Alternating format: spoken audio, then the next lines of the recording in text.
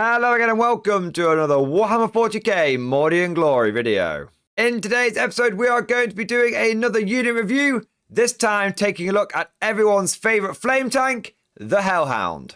Just in case you've not seen one of these videos before, what I like to do is start off with an overview of the unit, going through its stats and abilities. After that, I then get into the nitty gritty, the good, the bad and the ugly, and some ways you can use this unit on the tabletop. Finally, we wrap it up with some final thoughts and an overall score. So without further ado, let's turn up the heat and dive straight into today's video. Well, first off, let's begin with that unit overview. What is a Hellhound? It is a fast attack choice in the Astra Militarum 9th edition codex. You'll find it in the same area as you would your Rough Riders and your various types of Sentinel Walker. Funnily enough, it's actually the only tracked vehicle that you'll find in the fast attack section. Everything else has legs. In a more tactical and meaningful way, the Rough Rider is unique out of your fast attack choices, as it is the only single model unit in this area. For example, your Rough Rider squads come with 5 to 10 models in them, and your Sentinel squadrons can come with up to 3 Sentinels in each fast attack slot. But like I said, the Hellhound is a single model unit. That means when you buy a unit of Hellhound, you are only getting the one tank in that squad. What's interesting here is this is very different from the old codex and previous codexes with the Hellhound in as well. It used to be a squadron vehicle. This meant that you could buy 3 of them and it would only cost you 1 fast attack slot.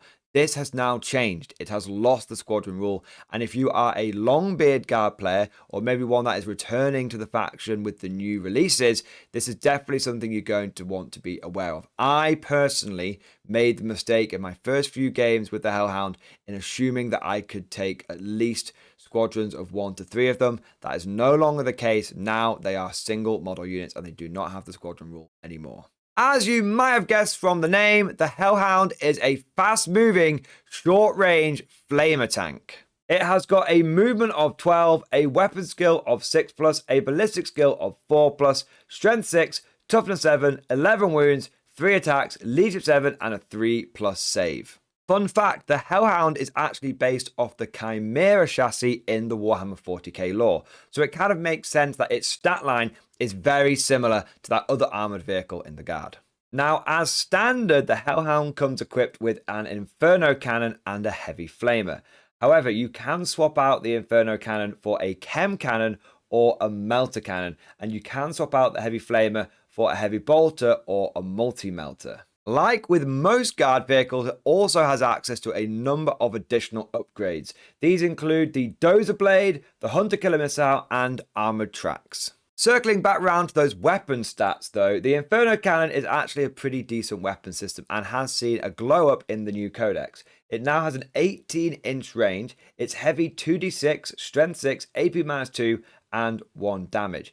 Interestingly, it is a turret weapon, which means it would get to have +1 to hit with shooting, but it's a flamer weapon, so it actually automatically hits the enemy. Now, you might be thinking, what's the point in giving this thing a +1 to hit from a turret weapon if it's going to auto hit anyway? We have to think about some of the other abilities you get with turret weapon.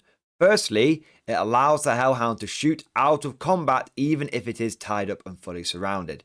And secondly, it does make the Hellhound eligible to use the Vengeful Salute stratagem. The Inferno Cannon is definitely an anti-light infantry weapon. It's got the strength of 6, which allows it to cook most light infantry on a 2+, and the AP -2 tends to be more than enough to get through the typical 4+ or 5+ armor saves that you find on units like Orc Boys, Eldar Guardians, Tau Fire Warriors, or dare I say it, other traitor Imperial Guardsmen.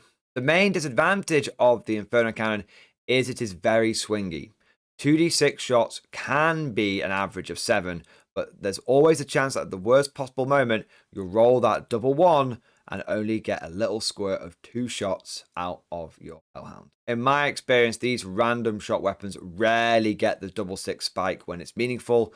They always seem to have that terrible luck getting the snake eyes when you really don't need it. This is where some of the other weapon options of the Hellhound come in. Now, if you want something that's a little bit more reliable, but you have to trade a bit of range for it, you might want to consider the Chem Cannon.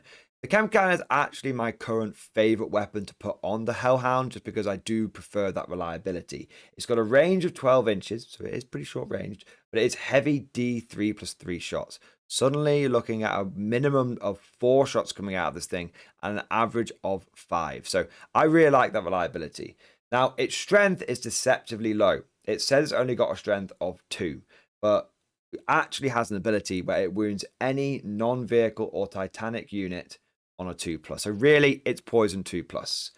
It's AP -3, which is very tasty, and it's a flat damage 2 as well. This means that against any kind of monsters, the Hellhound is a real threat, and it's also great at going after its preferred target, which is Marine Infantry. Considering Space Marines are consistently one of the most popular armies in Warhammer 40k, taking a unit that has a good inbuilt counter to them could never be a bad thing. However, both of the turret weapons we've looked at so far have been geared towards dealing with the soft, fleshy, organic enemies. What if you have to deal with some metal walkses? In that case, you are going to need the Melter Cannon. Melter Cannon is an anti-tank weapon, and it has a 24-inch range. It's heavy D3, so it's a very low number of shots, but it's strength 9. Oh, baby, we're getting somewhere now. It's AP -4. Oh, yeah. Its damage is D6 plus 2. And it is a turret weapon, and this one actually cares about the +1 to hit because it doesn't automatically hit, but it's going to hit on a 4+, but with turret weapon, it's going to hit on a 3+. And each time an attack is made with this weapon that targets a unit that is within half range, if you get within 12 inches, the attack has a damage characteristic of D6 plus 4. That is very punchy. Honestly, I want to like the Melter Cannon, but unfortunately, with the D3 shots, it's very swingy, and it could easily just roll a big stinky 1, and then this unit isn't really doing very much. However, you can supplement all of these different weapon options with a hull weapon. This is the gun that you'll find that's not in the turret, that is stuck on the front of the tank. Now, as standard issue, the Hellhound is going to come equipped with a heavy flamer. That's probably your best option. It automatically hits, which gets around the native ballistic skill 4+ of the Hellhound. Remember, it's not getting a turret weapon. And it also fits with the theme of the Hellhound, which is spurting fire onto things. You could go for the heavy bolter, but these hull weapons don't get the turret weapon special rule, which means that you're hitting on a 4+. Not really very reliable, especially if you start going across something like dense terrain. 3 badly hitting heavy bolter shots do not strike me as a good option for this tank. If you are going to go down the Melter Cannon route, taking that on the turret, you might want to consider putting the multi-melter on the hull. Yes, it's only going to hit on a 4+, but if the primary job of this tank is to go after enemy vehicles, then having a heavy flamer really isn't going to do more than just warm the crew of the enemy tank nicely. Having a melter gun on top, a melter gun in the front is going to give you more anti-tank capability and really specialize this vehicle, and actually might give it the melter firepower it needs to be a genuine threat, even if you do roll that one on the Melter Cannon up top. I mentioned earlier that the Hellhound has access to a lot of extra optional upgrades as well, like dozer blades and stuff. Honestly, I wouldn't bother with any of them. All they're going to do is inflate the price of the Hellhound, and one of this thing's biggest advantages, as we'll get into a bit more detail later on, is the fact that it's pretty cheap. Now that we've covered all of the stats and the weapons and war gear of the Hellhound, let's quickly touch upon its abilities. It's got one of note, which is it explodes. Now, this is not uncommon. Most vehicles in Warhammer 40k are going to explode. Everything from your Space Marine Rhinos up to your Land Raiders and even your Imperial Knights. If they go down, there's a chance they're going to explode and start doing mortal wounds to everyone around them. The thing is, most units in the game explode on a 6. This means that when they die, you roll a dice. If you roll a 6, it explodes and things start going a bit sideways. The Hellhound, because it is full of fuel and fire and promethium, actually explodes on a 5+. This is very much a double-edged sword. On the one hand, if the Hellhound explodes in your lines, it's going to be a very bad day. On the other hand, if you're able to get it into your opponent's line, start doing some damage with it, and it happens to explode, well, you just got through some bonus mortal wounds that you weren't expecting. So that covers the basic unit overview, and I would summarize the Hellhound as a fast-moving, medium-weight fire support tank. But let's now get into the deep dive, the nitty-gritty detail of this unit. Starting off on a positive note, the Hellhound actually has access to a really wide variety of weapons. If you compare it to something like the Hydra or the Basilisk, they're actually really set in their ways. The Hydra gets the autocannons. Basilisk gets the Earthshaker cannon. That's it. Oh, you get to pick between a heavy bolt or a heavy flamer. Ooh, big deal. The Hellhound is the complete opposite. It's got 3 very different turret weapons, all of which can perform a different role on the battlefield. That means you can tailor it to fill a gap in your army list. If you take a Basilisk, it's only doing one thing. It is going to be bombarding the enemy with its big gun. That's it. But with the Hellhound, you might include it in one of your army lists and be like, you know what, I'm really lacking some anti-light infantry firepower. I've got a lot of Vanquishers in this list. I'm really struggling with my volume of fire. I'll take a Hellhound with an Inferno cannon. Or you might be struggling with anti-tank, and you can't quite afford to squeeze in another big unit like a Lehman Russ or Rogal Dawn. Enter, left from stage, the Hellhound with the Melter Cannon on top and the Melter Gun in the... It might only be a small detail, but what I find really interesting and a bit of a unique selling point of the Hellhound is it can actually get a multi-melter in the front. Chimeras can't do that. Your Sentinels can't take multi-melters. None of your artillery can. Most other vehicles are limited to a whole heavy flamer or whole heavy bolter. In fact, the only other units that can take multi-melters are things like your Dawn and your Lemus battle tanks, and they have to take them as expensive sponsons rather than just being able to stick one extra one in the front. Honestly, if your Lehman Russes could take a whole multi-melter, that would be a really big boost to them. But as it is, it's only the Hellhound which can do that, and that does give it a little bit of a niche. Another advantage of the Hellhound is it is quite fast moving for a fire support tank. Take a look at your Lehman Russes, your Rogal Dawns, any of your artillery tanks. They have only got a movement value of 10, but the Hellhound does have a movement value of 12. You would be surprised at how much quicker this makes it on the battlefield. One way of putting it is, if you move the Hellhound every single turn and you take advantage of those 2 extra inches, you're going to go 10 extra inches every single game. That actually means it's like getting a free movement phase, cumulatively, over that of a Lehman Russ. Combining this wide variety of weapons with the fast moving capabilities does mean that the Hellhound is quite good at performing lone wolf missions and flanking maneuvers. Here's the thing, most of your vehicles in your army are going to be focused on the big mid-board brawl. The fight that always devolves and takes place around the objectives in 9th edition. Because of this, you tend to find that your Lehman Russ battle tanks have to stick close to your officers like your tank commanders to make sure that they are receiving the buffs that they need. Reroll 1 hit from Gunner's Kill on Sight or suppressive fire, things like that. But the Hellhound has got the speed where it doesn't really need full throttle to support it, and it doesn't need Gunner's Kill on Sight because if you're running it with an Inferno cannon or a Chem cannon, which I would argue are the more common choices for this vehicle, and you've got that whole heavy flamer, you don't need reroll 1 hit from Gunner's Kill on Sight. This lack of needing to rely upon expensive tank commanders and needing to stay within 12 inches and whatnot to receive the orders means that the Hellhound can happily go down a flank and do its own thing.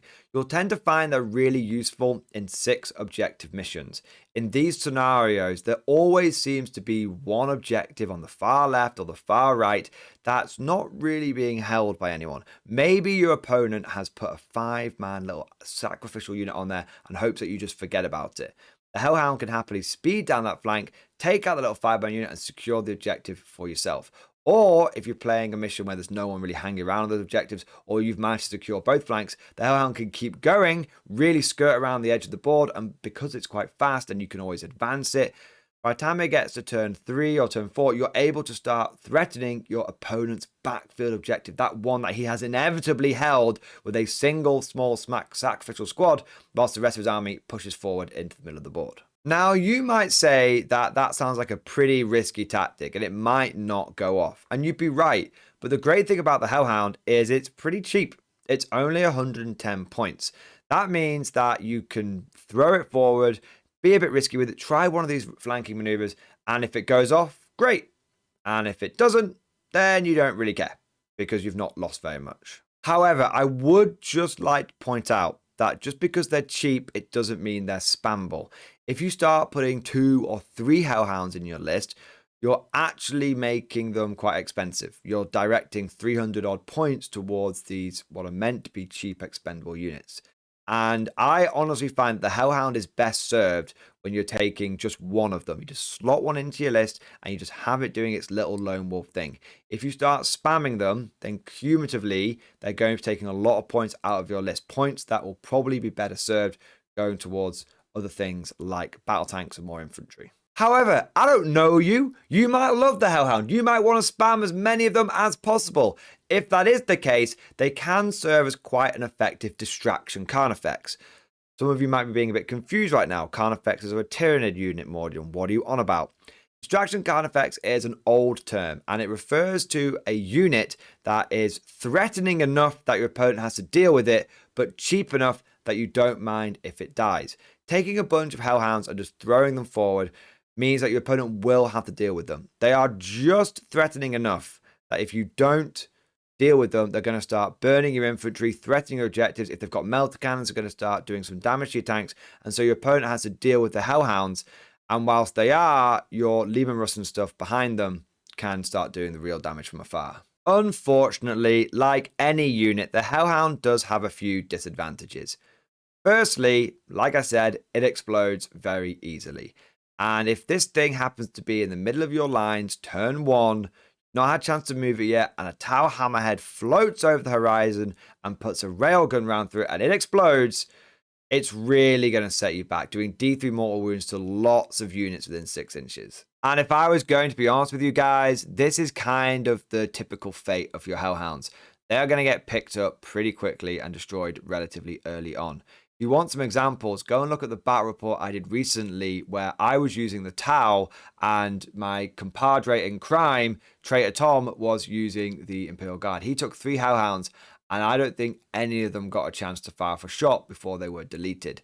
I also used one with a chem cannon recently in a battle report where I took on the Leagues of Votan, and likewise, I literally didn't get to fire a shot with it. It died well before it ever got to its intended target, and that was when I was using it as a lone wolf unit. And the reason that they always seem to die before they get to their intended target is because they're pretty fragile.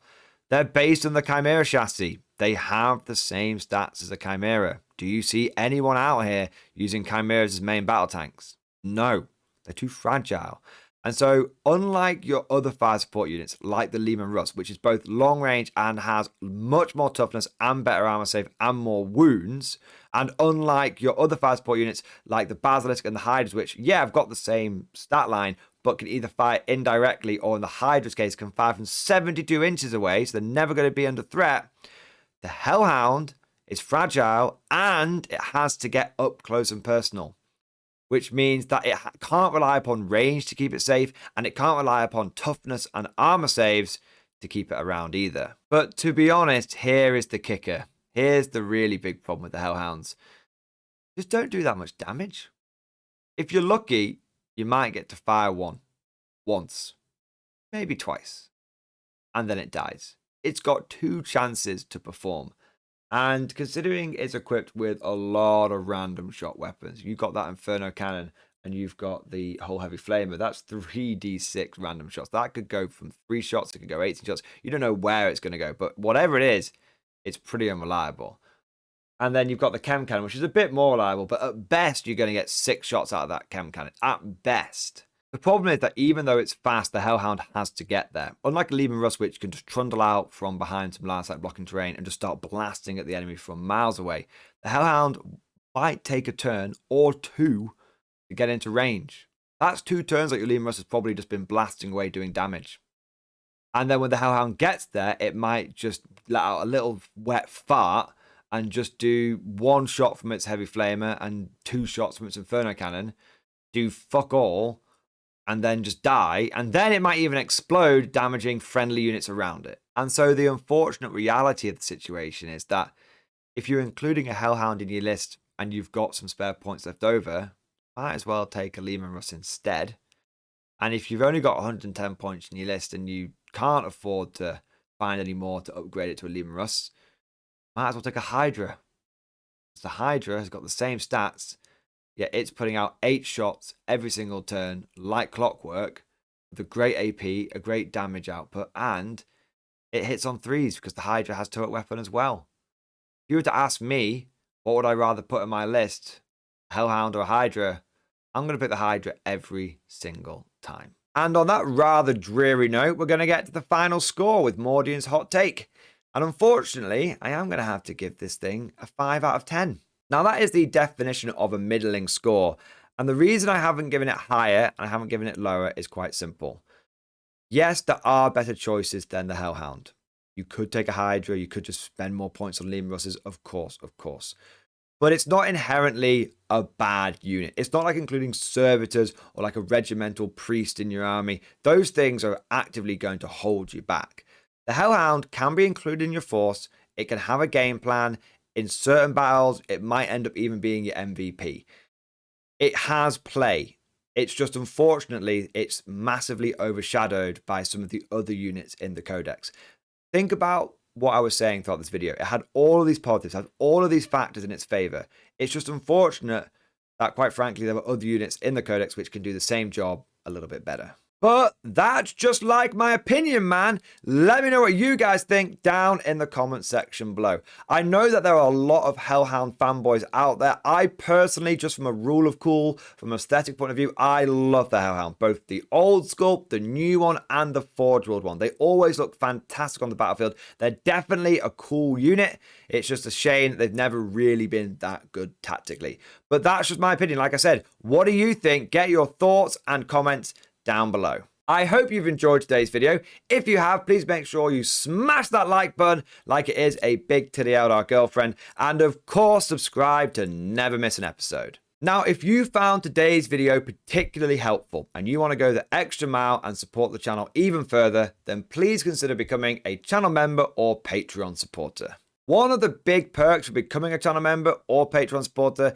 is you gain access to the Mordian Glory Discord. This is an online community of over 1,000 active people. It has grown exponentially over the last 6 months, and it's always popping off in the MG Discord. We've got a tactics section, army list help, hobbying, painting advice, and also a pretty spicy meme section. And I just want to take a moment to say a big thank you to all of the latest channel members. So thank you to Floofy Bat, Andrew, Random Guardsman, Eric Potter, Super Toast 1134, Caleb, Moxie Man, Benjamin, Zidark Penguin, Kane Jeffries, Jack Hassel, Magus Malin, Taylor Morton, Psychomancer, Prixus, Akashareka, and Doyfin. Thank you guys for doing your part. Big shout out to the latest Patreon supporters as well. So a massive thank you to Josh Sutton, Mark Allen, Mr. Weedrawl, Rosebush, Lassie Manley, Rickon Stark, and Communal Napkin. And last, but certainly not least, I want to say a personal thank you to all of the top tier Patreon supporters. These are the War Masters, the people who have truly gone above and beyond the call of duty.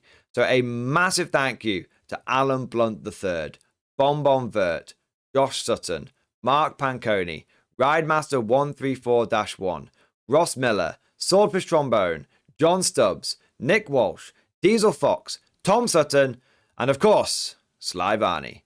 Thank you guys. Your generous support truly makes a massive difference. But that's all for now. Thank you for watching. I hope you've enjoyed today's video. And as always, I'll see you guys next time.